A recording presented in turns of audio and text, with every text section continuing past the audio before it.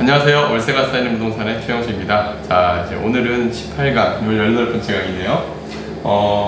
그동안 주택임대사업자 제도에 대한 정리를 이제 오늘이 마지막으로 주택임대사업자 최종적으로 정리하는 시간입니다. 제가 이제 여기다 든 게 주택임대사업자 이제는 필수다라는 내용으로 넣었는데요. 왜 그런지를 하나씩 설명드려 보겠습니다. 주택임대사업자 현황을 보면 우리가 2017년 12월 13일 그 주택임대차 활성화 방안이 정부에서 나왔고요. 그 내용에서 보면은 이런 내용이 있습니다. 우리나라의 총 주택이 1988만 채인데 개인들 명의의 주택이 1759만 채, 그 중에 자가주택이 1164만 채고 임대주택이 595만 채인데 그 중에 임대사업을 등록한 건 불과 79만 채에 불과한 거죠. 그러니까 한 520만 채 정도는 여전히 임대사업자 등록이 안 된 상태에서 그냥 소득이 생기면 세금을 안 내고 그대로 그냥 월세를 받는, 정말 가세상으로는 이제 소득이 있는데 세금이 없는 이러한 상태였던 거죠. 그래서 이제 정부에서는 이 부분을 이제 과세를 하겠다라고 방침을 정했고, 그 방침을 어떻게 할 거냐 이제 나와 있는데, 사실은 만약에 여러분들이 사업자 등록을 안 하고 집을 갖고 있어요. 그리고 월세를 받고 있어요. 근데 정부에서는 이거를 어떻게 소득을 알 수 있을까요? 사실은 그게 이미 2014년도에 나와 있었어요. 그 방법이 어떻게 나와 있었냐면 2014년 3월 5일 주택임대차 선진화 방안 내용에 보면은 그 당시에 뭐 양도소득세 중과세를 갖다가 없애고 뭐 다양한 내용들이 있었는데 딱 한 줄로 이렇게 들어갔던 내용이 있었어요. 최근 임대소득 세원 관리의 확정일자 자료 활용 등으로 임대소득 과세를 정상화를 기대를 한다. 이 얘기는 뭐냐면은 우리가 임차인들이 가장 먼저 하는 행위, 임대를 들어오면 그럼 전입신고를 하죠. 전입신고만 하나요? 특히 전세 보증금이 크신 분들은 보증금을 지키기 위해서 이 보증금을 지키는 방법 중에 하나인 확정일자를 등록을 하죠. 확정일자는 어떻게 하는 거예요? 전입신고를 할 때 우리가 이제 그 임대차 계약서를 들고 가서 주민센터에 가가지고 내가 전입한다. 그리고 도장을 하나 받죠. 우리가 임대차 계약서 들고 와서 그게 확정일자인데, 그 확정일자를 할 때 그냥 확정일자 도장만 찍어주는 게 아니에요. 공무원들이 뭘 하냐면 자세히 보시면은 그 임대차 전월세 계약 금액, 면적, 주소 이런 거를 전산에 입력을 해요. 그럼 행정자치부에 그 자료들이 다 있죠. 그걸 이제 과세관청인 구세청으로 넘기겠다라는 게 이미 여기 있었어요. 2014년 3월 5일에처럼 무시무시한 내용이 있었는데 많은 분들이 이 부분을 관가를 했었죠. 그리고 이제 그 임대사업자 등록을 하게 되면 2017년 12월 13일자 임대사업자 등록 활성화 방안에 보면 다양한 세제 혜택이 있습니다. 일단 지방세, 취득세, 재산세 감면 혜택이 있고요. 그 다음에 8년 임대시, 저희가 이미 양도소득세 같은 걸 할 때 정리해줬던 내용입니다. 그 주택의 매체 관계없이 1주택 비과세 조건을 갖출 수 있는 방법, 이거는 양도소득세 시간 때 얘기했던 거고요.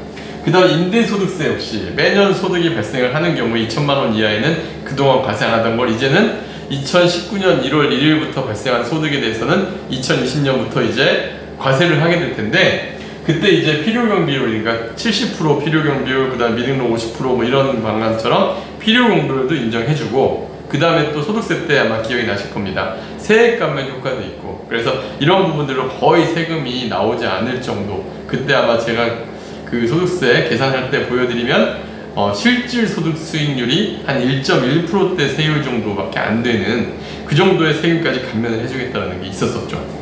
그 다음에 또 하나는 양도세 감면 확대, 그리고 그러면은 1주택 내가 살고 있는 집을 팔 때 주택세는 빠지는 것 뿐만 아니라 이 임대주택에 대해서도 양도소득세를 70%까지 또 장기보유 특별금리 적용해주는 그런 내용도 들어가 있어서 임대사업자 혜택이 굉장히 큽니다. 사실 저는 이렇게 얘기해 드릴 수 있을 것 같아요. 여러분들이 만약에 뭐 은행에 예금을 하든 증권회사의 주식은 비과세는 그렇다 치더라도 주식형 펀드를 갖고 있든 금융상품, 어떤 금융상품보다 세금적인 측면에서 유리한 게 임대사업자 제도라고 말씀드린 기억이 나실 겁니다. 그 다음에 건보료 역시도 4년 임대는 40%, 8년 임대는 80%까지 감면해주는 이러한 혜택들을 같이 하면서 주택임대사업자를 활성화시켜서 정부는 이제 모든 임대사업 소득에 대해서 다 과세를 하겠다라는 게 이제 방침이고요. 물론 이 혜택은 줄여가긴 할 텐데 지금으로서는 혜택이 가장 큰 제도 중에 하나가 주택임대사업자 제도로 보이고, 이제는 누구나 다 주택임대사업자를 등록을 해야 되는 상황이 되지 않았을까 싶습니다. 그러면 아마 제가 그때 이제 그 주택임대사업자 등록을 안 했을 때, 일반 임대사업자 등록을 했을 때 왜 문제가 되는지를 알려드렸다면, 이제 주택임대사업자 등록을 안 하면 이러한 문제들이 있어요. 아마 이 표는 제가 그 주택임대사업자 등록을 일반에서 등록을 하면 안 되는 이유 때 그때 한번 보여드린 내용인데, 다시 한번 짚고 넘어 들어갈게요. 왜냐면은 임대사업을 하실 때 무등록을 해도 문제 없을 것이다. 예를 들면 이런 경우 있어요. 무등록을 해놓고 저기 세입자가 저기 전입신고 안 하면은 나는 소득이 없는데, 이렇게 생각하시는 분들이 있는데, 정부에서는 RTMS라고 해서 정부의 시스템적으로 그 주민등록자료를 아까 제가 넘긴다고 말씀드렸죠. 그 다음에 주택보유나 건축물대장 재산세 대장에서 이분의 과세를 이제 중과세를 할 수 있는 그 모든 근거를 갖고 있어요. 과세근청에서. 그 다음에 임대를 주고 있는 집들이 만약에 공실이 발생을 했다. 그럼 이거를 에너지 정보, 수도라든가 전기, 가스, 만약에 공실인데 수도, 전기, 가스를 요금을 내고 있다면 문제가 되지 않을까요? 문제가 당연히 되겠죠. 이거는 공실이 안 내라는 거를 이쪽에서 입증이 되는 거니까. 그럼 반대적으로 공실이라는 거를 주인이 입증을 해서 세금을 안 내도록 피해가야 되는데 쉬운 건 아니죠. 그러니까 이 정도로 시스템이 갖춰져 있기 때문에 임대사업 등록하지 않고 이제 무등록으로 세금이 발생할 수밖에 없다라는 것도 이제 여러분들이 알고 계셔야 돼요. 그래서 방향을 정리해드리면, 다주택자의 세금 강화로 투기적 주택 징벌적 과세를 강화하겠다는 게 정부의 앞으로 계속적으로 발생할 수밖에 없습니다. 즉 소득이 있는 곳에는 이제 세금을 다 부과하겠다는 게 맞는 얘기고요. 그리고 한번 생각해 보세요. 여러분들이 근로소득이나 사업소득 있으신 분들은 다 투명하게 세금을 내잖아요. 근데 그동안 임대사업에 대해서만 근거를 갖지 않고 이제 많은 조세 저항 때문에 안 냈었는데, 이젠 당연히 소득에 대한 세금이 내는 상황이 생길 수밖에 없고요. 특히 조정지역 대상에는 더욱 그럴 겁니다.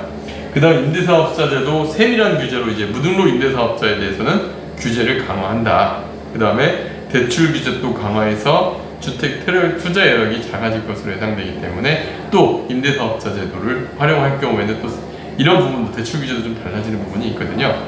그래서 이런 부분들이 아마도 이제 주택임대사업자 등록이 필수가 되는데, 여러분들도 이런 내용들 잘 확인하셔서 주택임대사업자 등록 제도를 꼭 활용하셔서 절세에 활용하셨으면 합니다.